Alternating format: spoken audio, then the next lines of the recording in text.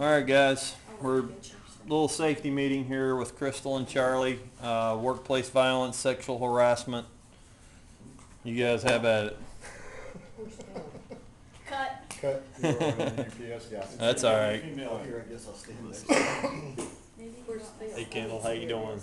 All right, guys, we're gonna start out with the workplace violence. As everybody knows, you know, the company has a no tolerance for workplace, violence in the workplace or workplace violence. So, you know, just keep that in mind. You know, if anything is, happens, whether it's between coworkers, you know, management, outside contractors, or even our members, you know, and there's different types of, you know, workplace violence. You know, it don't necessarily have to be a physical thing. I mean, it can actually just be gestures. It can actually be, you know, just a working condition or somebody just, you know, going off on you or whatever. All those are still considered workplace violence. So, you know, just remember your reporting thing. You know, to report a workplace violence, please report it to one of your managers, or you can actually report it to any manager, whether it's me, you know, John, Crystal, Saeed, anybody can, you know, you can report this to. It'll be took into maybe Crystal's hands at that point, the management, Saeed. It'll be looked into. You know, they'll investigate it, see what the situation was, and you know, everything will be set down and decided on what's going to happen in that situation.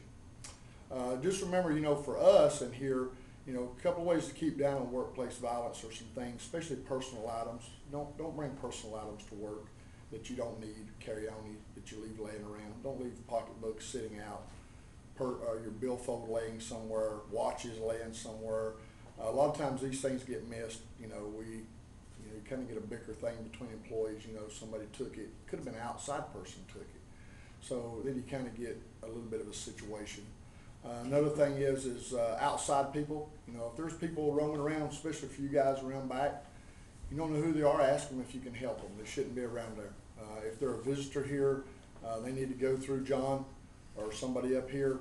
If they're going to be roaming around on their own, they need to have a name. They need to have a visitor tag on them, whether they're a vendor or a guest.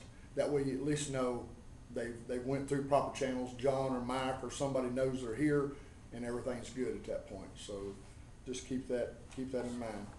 I know we've went over this before. I think it's posted downstairs about your 911. Remember, on your 911 here, you have to get an outside line, then dial 911 or 99911, is it not, to get out on a 911 call. I don't know if we've went over this with all them or not. You do have a distress signal on your alarm system down there. I won't go over this over the video, but you know, if John ever wants me to, I can let you know there is a distress code for this. I know the ones up here know for out here, but I don't know whether y'all do downstairs or not. Anybody that deals with the alarm. I don't think we have gone over that. Okay, we'll just need to touch on that soon, or I can do it after we cut this off. So, and like I said, you know, if, you know, let people know when you're leaving or coming or going. I know we talked about that with you guys, especially in your department.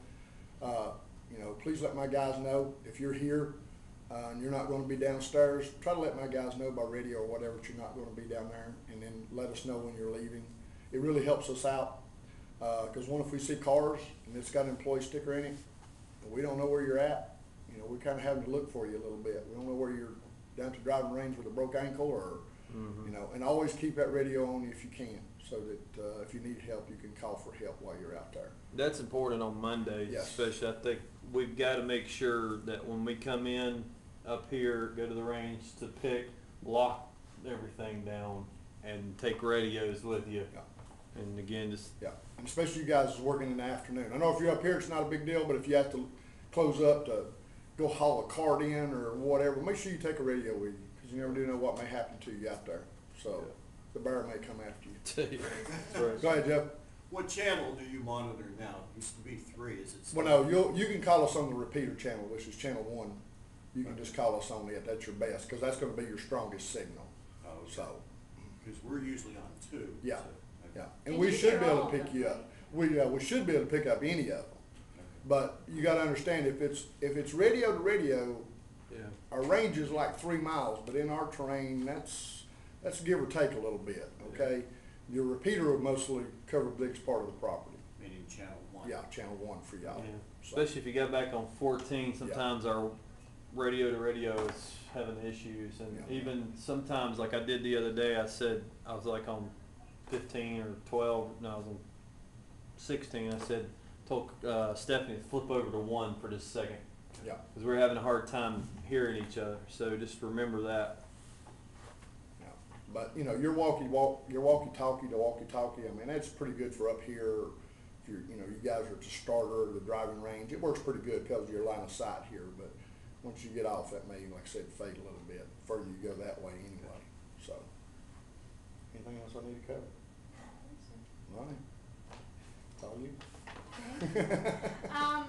As Charlie talked about workplace violence, harassment, all of you have been through orientation, so you're all familiar with we don't tolerate any kind of harassment either, whether it's sexual harassment or any type of other harassment.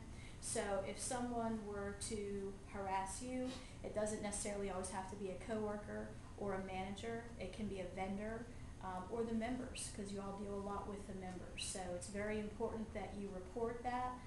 Again, as Charlie mentioned, you can report that to any department head, to HR, to Saeed.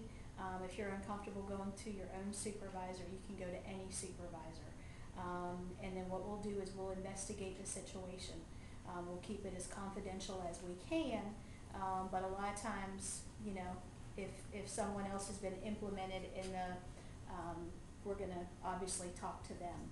So you just want to make sure that you are reporting that. If a coworker mentions that to you, you know, and says, well, I'm just letting you know, you just want to make sure that you tell someone, because we don't want that going on in your department. We want it to be a good place to work. As I said, it might not be yourself, but it might be a vendor who comes in all the time, or a member. If it were member related, of course, we're going to investigate from our side, and then we're going to turn it over to the board, and they're going to investigate on the member side. So again, it won't be tolerated. Rest assured. And that's pretty much it. Any questions? Just remember about the reporting thing. Please report it, you know, because for some of y'all that are here later or whatever, you know, if it happens at 6 o'clock in the afternoon and John's gone and you're figuring you'll report it the next day, or you're off the next day and you'll do it the next, no, please report it the day it happens, okay? It's very important. Absolutely. And it can be as small as, you know, just a joke that you're not fond of.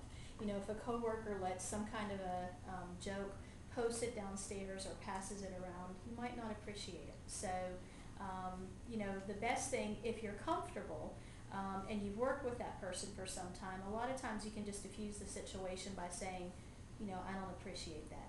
Joe, please don't do that. I don't like that. You know, that's not a good thing. And I would be like, okay, I'm sorry, I didn't realize, and it's all over. Because what we may think is funny, someone else may not think is very funny. You know, so we just want to stay away from that altogether. All right. Thank you. Thank you. Thank you, yes.